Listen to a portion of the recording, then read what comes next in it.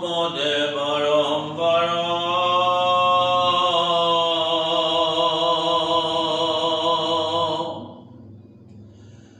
কুটি মোর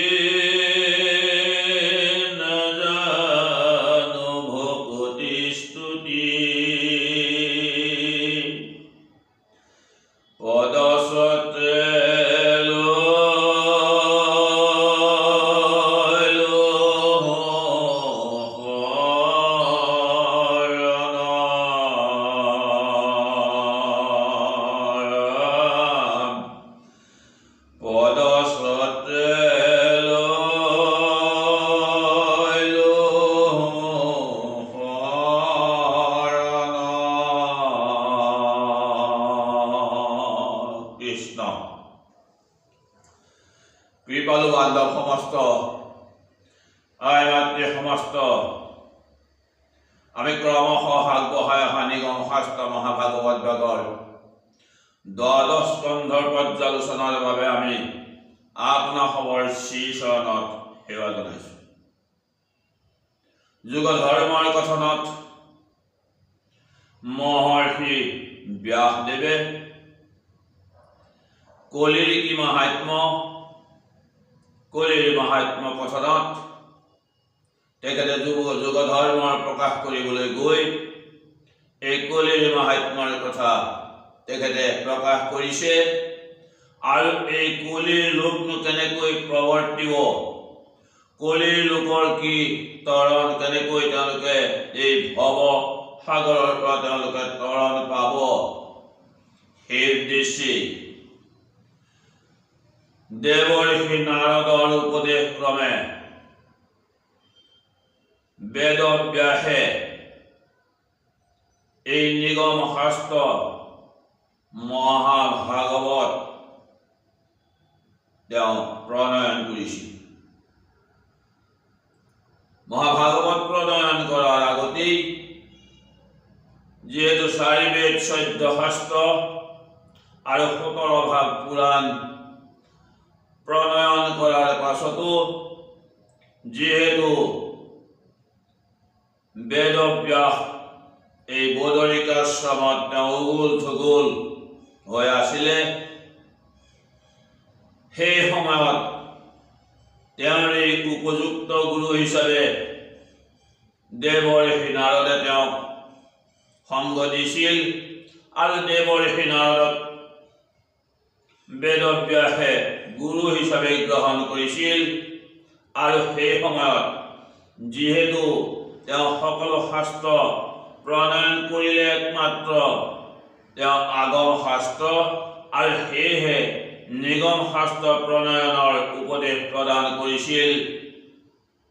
দেৱৰ্ষি নাৰদে বেদব্যাসক শিষ্য হিচাপে লৈ তেওঁক এই উপদেশ প্ৰদান কৰিছিল আৰু গুৰুৰ উপদেশ লৈ বেদব্যাসে এই নিগম শাস্ত্ৰ মহাভাগৱত ভাগ প্ৰণয়ন কৰিছিল। আৰু তেওঁ এই কথাও প্ৰকাশ কৰিছে যে যিহেতু কলিত একমাত্ৰ হৰিনামেই শ্ৰেষ্ঠ, য'ত দেৱতা সমস্তয়ো নৰ জন্ম পাবৰ বাবে বাঞ্ছা কৰিছিল, য'ত এক হৰিৰ নাম ল'লেই তেওঁ এই সংসাৰ সাগৰৰ পৰা তৰাৰ উপায় তেওঁ পায়। সেয়েহে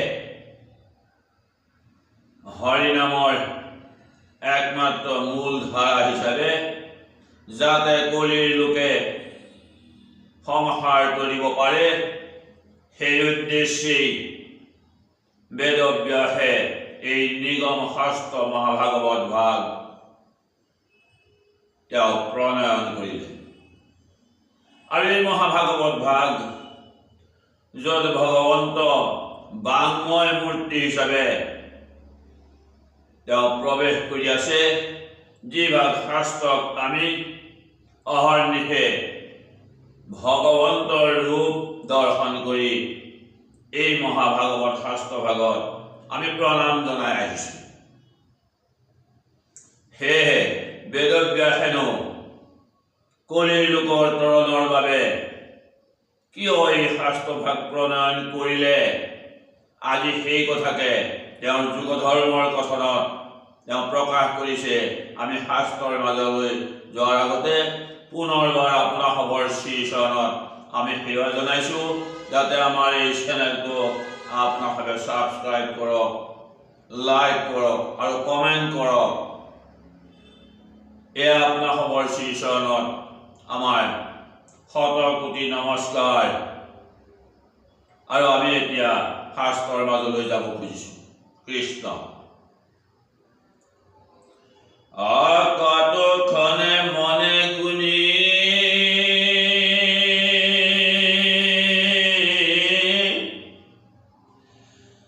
আশে পাশে মহামুনি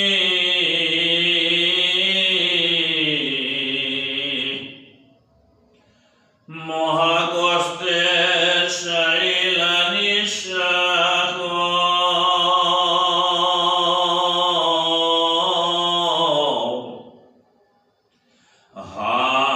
কিনো দৈব বিধি লোকৰ নভৈল সিদ্ধি পাখণ্ডে কৰিবে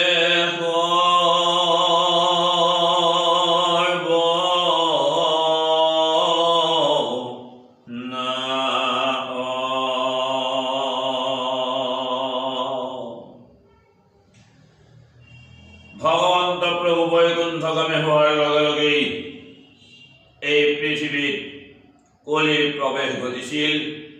আৰু এই কলিৰ লোক যে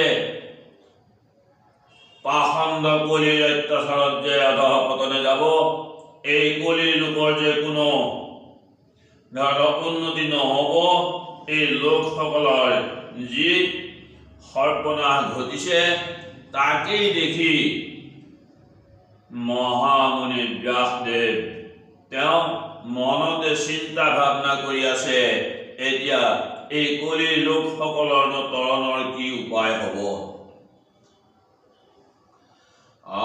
মহাকাৰুণিক সুতে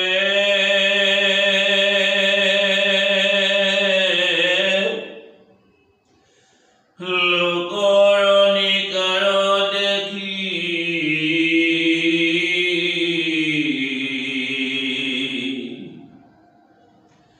পৰম ব্যথিত ভৈল শীত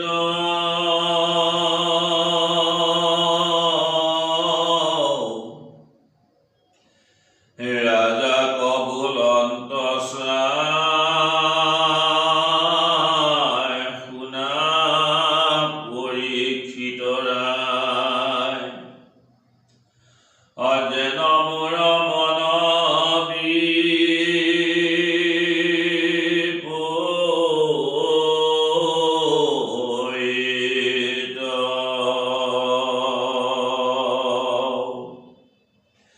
কলিৰ লোকৰ দুখ দুৰ্গতি দেখি কাৰুণ্যত মহাকাৰুণ্যত দুখতে ব্যথিত হৈ এই লোকৰ ওপৰত কলিৰ লোকৰ ওপৰত মহাকলিৰ যি অত্যাচাৰ, এই অত্যাচাৰ তেওঁ দেখি তেওঁ পৰম দুখত ভাগি পৰিছে।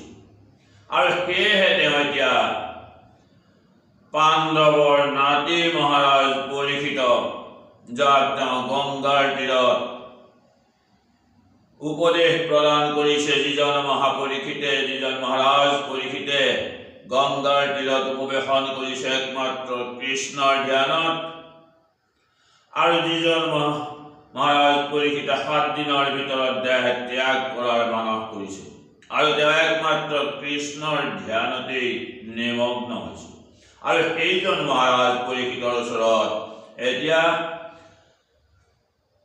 ব্যাসদেৱে এই কথা প্ৰকাশ কৰিছে যে মোৰ মন এতিয়া অগুল থগুল হৈ গৈছে, মই এতিয়া কি কৰিম, যে কলিৰ এই লোকসকলৰ যি অৱস্থা দেখিছোঁ, এই দুৰ্মতি কলিয়ে এই লোকসকলক যি অত্যাচাৰ আৰম্ভ কৰিছে, এই লোকসকলৰ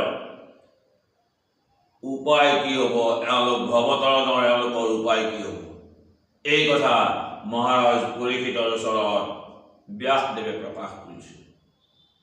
মহাৰাজ পৰীক্ষিতে যদিও ভগৱন্তৰ কথা অনৰ্গলভাৱে তেওঁৰ এই একান্ত গুৰু শুকমুনিৰ পৰা শুনিয়ে আছে আৰু তেওঁৰ তৃষ্ণা যিহেতু পলোৱা নাই, তেওঁ বাৰে বাৰে প্ৰশ্ন কৰি এই দেৱৰ্ষি নাৰদৰ একান্ত শিষ্য বেদব্যাসৰ পৰা তেওঁ এই কথা জানিব খুজিছে। ভগৱন্তৰ গুণানুকীৰ্তন বাৰে বাৰে তেওঁ শুনিব খুজিছে আৰু বাৰে বাৰে তেওঁ বেদব্যাসৰ ওচৰত প্ৰশ্নৰ অৱতাৰণা কৰিছে, যিহেতু তেওঁ তৃষ্ণাৰ দূৰ হোৱা নাই।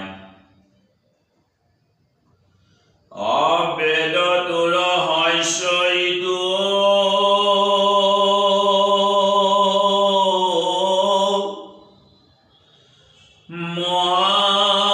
মহাভাগৱত শাস্ত্ৰ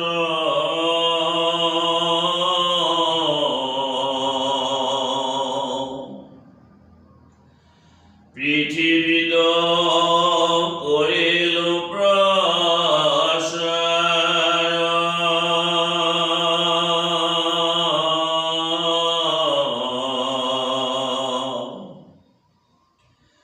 কুলিত মলিন লোক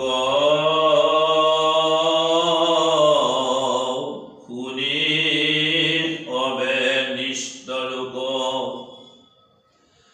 অভিপ্ৰায় হেন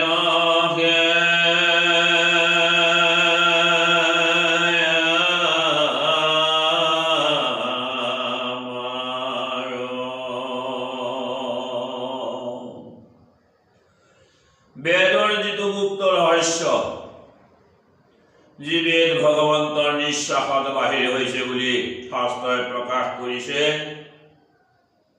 আমাৰ বেদস্তুতিত এই কথা কৈছে যে জগত সংহৰি ফুটি আছা নাৰায়ণ, প্ৰথম নিশ্বাসে বাজ ভৈলা বেদগণ। য'ত ভগৱন্তৰ নিশ্বাসত বেদ বাহিৰ হৈছে। বেদ হৈছে ভগৱন্তৰ সাক্ষাৎ নিজ মুখৰ বাণী। আৰু এই বেদৰ যি ৰহস্য, বেদৰ ৰহস্য হৈছে এই মহাভাগৱত শাস্ত্ৰ। এই মহাভাগৱত শাস্ত্ৰ প্ৰচাৰ কৰিলে পৃথিৱীত একমাত্ৰ কলিৰ লোক যাতে তেওঁলোকে সংহাৰ কৰিব পাৰে, এই কলিৰ লোকে যাতে এই সংসাৰ কলিত যাতে হৰিৰ নাম লৈ ভগৱন্তৰ গুণানুকীৰ্তন শ্ৰৱণ কৰি তেওঁলোকৰ যাতে অন্তৰ নিৰ্মল হয়, তাৰ উদ্দেশ্যেই বেদব্যাসে এই শাস্ত্ৰভাগ ৰচনা কৰিছিল। জগত পৰম গুৰু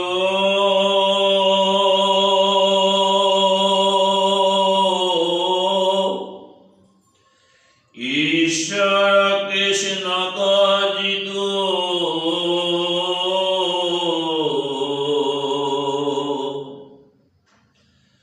ব্ৰহ্মা হৰে সেৱে অবিচ্ছেদ।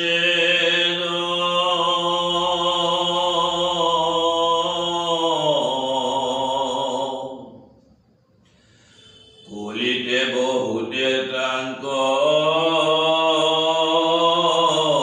ভজিবে নপাৰিবে।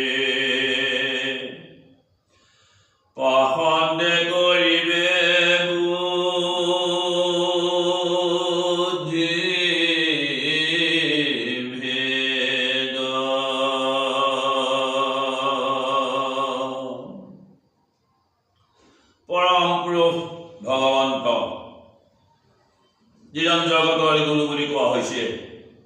সেইজন ঈশ্বৰ কৃষ্ণ, ব্ৰহ্মা আৰু হৰেও অনৰ্গলভাৱে যাৰ নাম লৈছে, অবিচ্ছেদ্যভাৱে যাক সেৱা কৰিছে, সেইজন ভগৱন্ত।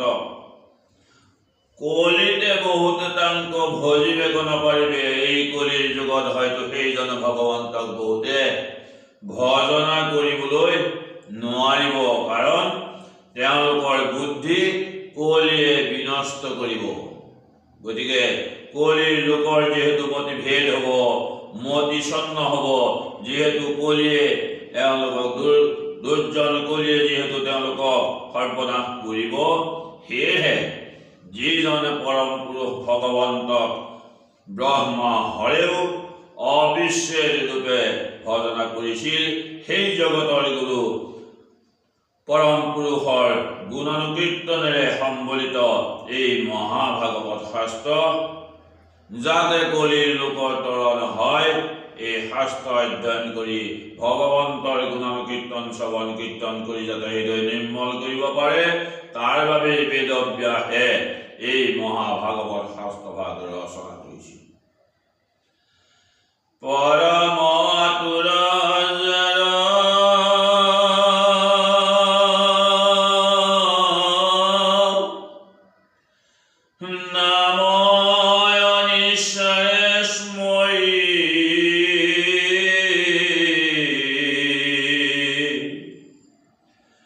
মৰন্তে পৰন্তে পিছান্তে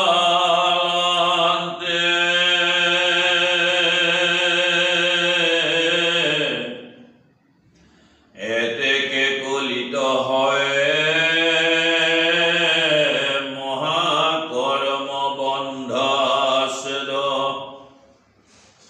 পাৱে মুখ সংসাৰ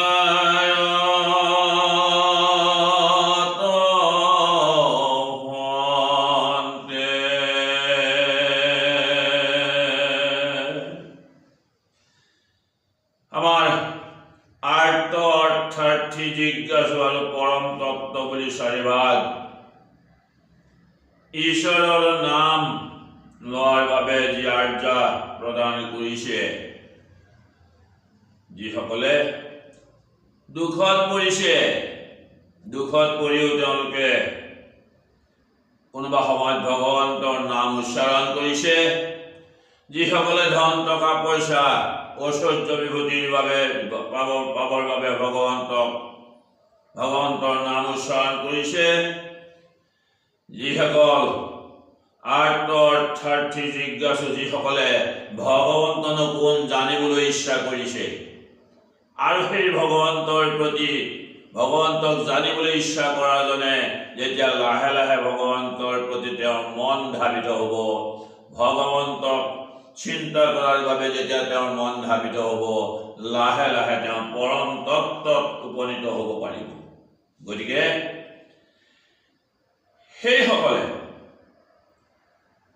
সেইসকলে যেতিয়া নভজিবে বহুতৰে অধম বামনৰে পাষণ্ডে ভেদিবে আতিচিত, তেওঁলোকে যদিও ভগৱন্তৰ নাম কোনোবা সময়ত লৈছে, তথাপি পাষণ্ড কলিয়ে তেওঁলোককো মতিভেদ কৰিব বুলি আমাৰ শাস্ত্ৰই প্ৰকাশ কৰিছে, যি কথা ব্যাসদেৱে মহাৰাজ পৰীক্ষিতৰ ওচৰত প্ৰকাশ কৰিছে। গতিকে যাতে এই কলিৰ লোক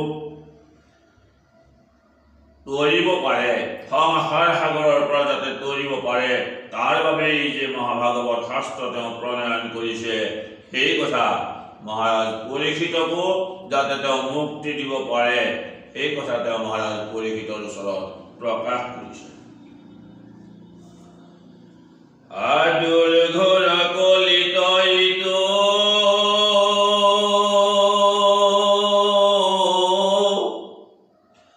তৰণ উপায়জিত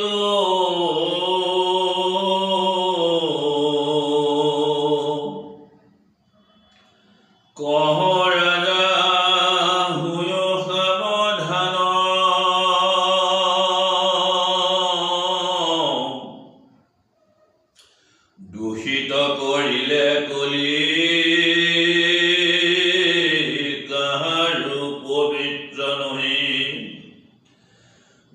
দৈব দেহ তনু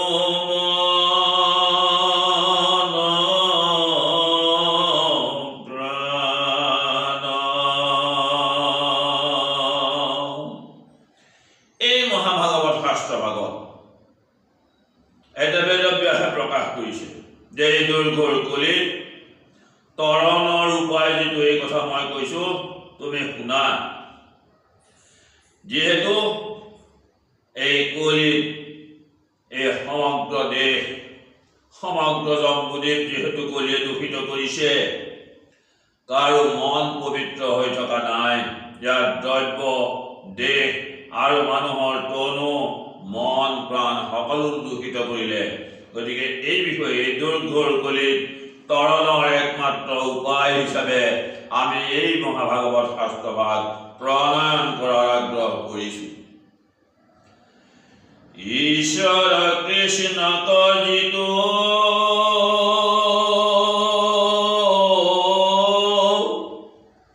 চিত্তত নিশ্চয় কৰি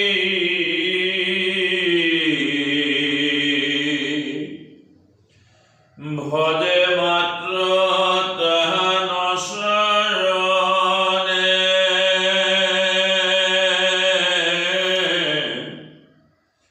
হুয়া তাতে পৰিতোষ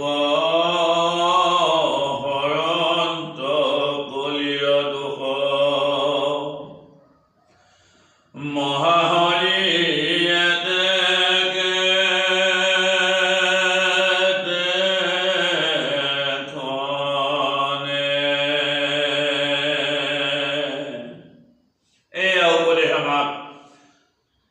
মহাভাগৱত শাস্ত্ৰভাগে দিছে।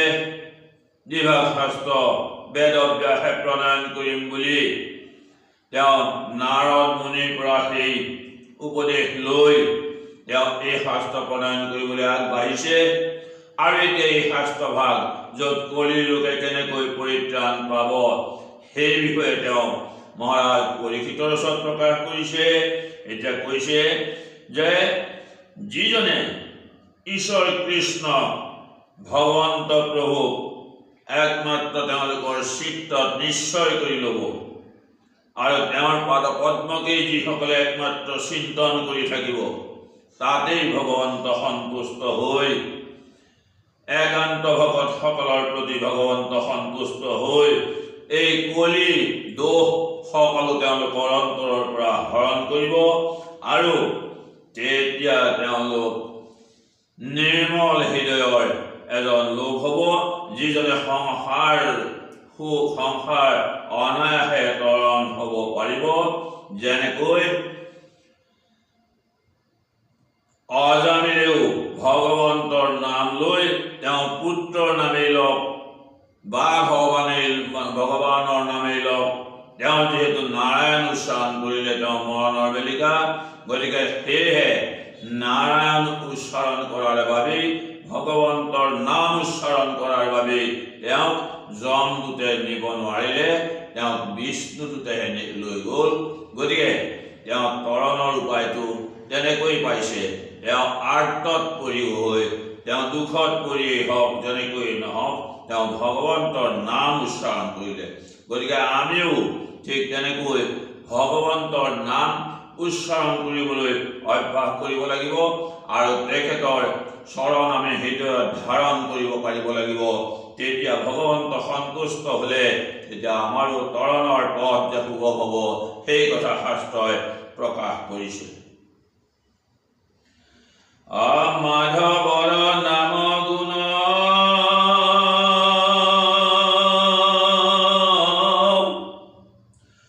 কলিত পৰম পুণ্য,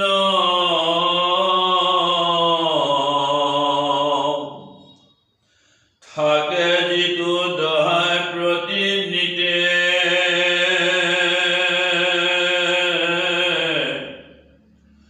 শ্ৰৱণ কীৰ্তন কৰে, যদি বা মনত স্মৰে তাকে বাবা সংসাৰী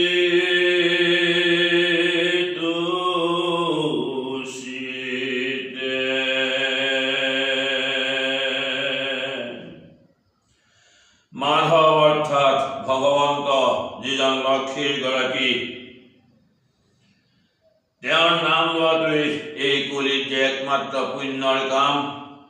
সেই কথা মহাভাগৱত শাস্ত্ৰই বাৰে বাৰে উল্লেখ কৰি কৈছে। আৰু সেয়েহে আমি এই কলিত একমাত্ৰ ভগৱন্তৰ গুণানুকীৰ্তন শ্ৰৱণ কীৰ্তন কৰিয়েই তেওঁৰ পদ পংকজক আমি হৃদয়ত ধাৰণ কৰিব পাৰিব লাগিব। আৰু আমাৰ হৃদয়ত একমাত্ৰ তেওঁৰ গুণানুকীৰ্তনেই ৰমণ কৰি থাকিব লাগিব। যেনেকৈ শ্ৰৱণ কৰি মহাৰাজ পৰীক্ষিতে তেওঁ 7 দিনৰ ভিতৰত পৰম গতি লাভ কৰিছিল। কীৰ্তন কৰিছিল কোনে? শুকদেৱে আৰু নাৰদ মুনিয়ে। এয়া মহাভাগৱত শাস্ত্ৰভাগ তেওঁলোকে কীৰ্তন কৰিছিল আৰু স্মৰণ কৰিছিল একমাত্ৰ প্ৰহ্লাদে। তেওঁ মাতৃ গৰ্ভত থাকিয়েই যিহেতু তেওঁ নাৰদ মুনিৰ উপদেশ মতে, নাৰদ মুনিয়ে যিহেতু প্ৰহ্লাদৰ গুৰু, আৰু নাৰদ মুনিৰ উপদেশ মতে তেওঁ ভগৱন্তক স্মৰণ কৰি কৰিয়েই তেওঁ পৰম গতি লাভ কৰিব পাৰিছিল। আনকি তেওঁ 21 পুৰুষ উদ্ধাৰ কৰিব পাৰিছিল। গতিকে আমিও যাতে ভগৱন্তৰ নাম, ভগৱন্তৰ গুণানুকীৰ্তন, যাতে ভগৱন্তৰ এই নামে যাতে আমাৰ হৃদয়ত ৰমণ কৰে, আমি সেইবাবেই হৰিৰ নাম কীৰ্তন সাধুৰ সংগত একান্তভাৱে আমি সদায় জপ কৰিবলৈ আমি ইচ্ছুক হ'ব লাগিব। আমি আগবাঢ়ি যাব লাগিব। আমি শ্ৰদ্ধা আৰু ভক্তিভাৱেৰে আমি ভগৱন্তৰ গুণানুকীৰ্তন শ্ৰৱণ কৰাটো হ'ব আমাৰ একমাত্ৰ উদ্দেশ্য, যাতে আমি এই সংসাৰ সাগৰ পাৰ হ'ব পাৰোঁ। কেশৱত দহাই হিয়া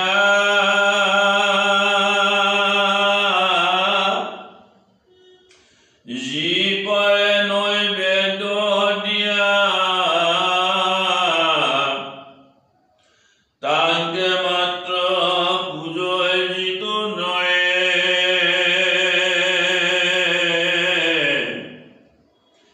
এতেকে হিয়াত থাকি অযুত জন্মৰ পাপ, কলিত হৰন্ত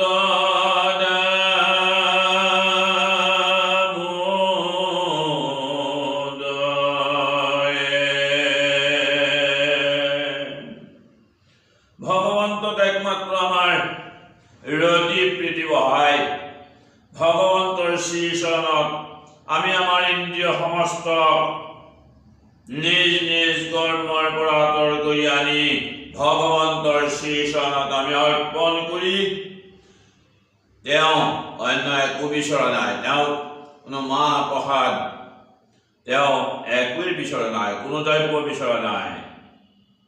কিন্তু আমি যি পাৰোঁ আমাৰ হিয়াৰেই আমি ভগৱতী স্তুতি কৰি আমি দিব পৰা যি দ্ৰব্য আছে, সেই দ্ৰব্যৰ দ্বাৰাই আমাৰ দ্ৰব্য কি? আমি আমাৰ চিত্তক একান্ত মনে তেওঁৰ চৰণত অৰ্পণ কৰি, আমাৰ সমস্ত দেহক আমি তেওঁৰ চৰণত অৰ্পণ কৰি, ইন্দ্ৰিয় সমস্তক নিজ নিজ কৰ্মৰ পৰা আঁতৰ কৰি আনি আমি তেওঁৰ চৰণত অৰ্পণ কৰি, আমি তেওঁৰ চৰণত সকলো অৰ্পণ কৰি আমি একমাত্ৰ তেওঁতেই সমৰ্পণ কৰি আমি এই ভগৱন্তৰ গুণানুকীৰ্তন শ্ৰৱণ কীৰ্তন কৰিব পাৰিব লাগিব। আৰু তেতিয়াই আমাৰ হৃদয়ত থকা, আমাৰ অভ্যন্তৰত থকা অযুত পাপ ভগৱন্তই হৰণ কৰি আমাক এই সংসাৰ সাগৰৰ পৰা পাৰ হোৱাৰ এই উপদেশ প্ৰদান কৰিব, আৰু সেই ৰাস্তাও আমাৰ সুগম হ'ব। কৃষ্ণ। বান্ধৱ সমস্ত, আমি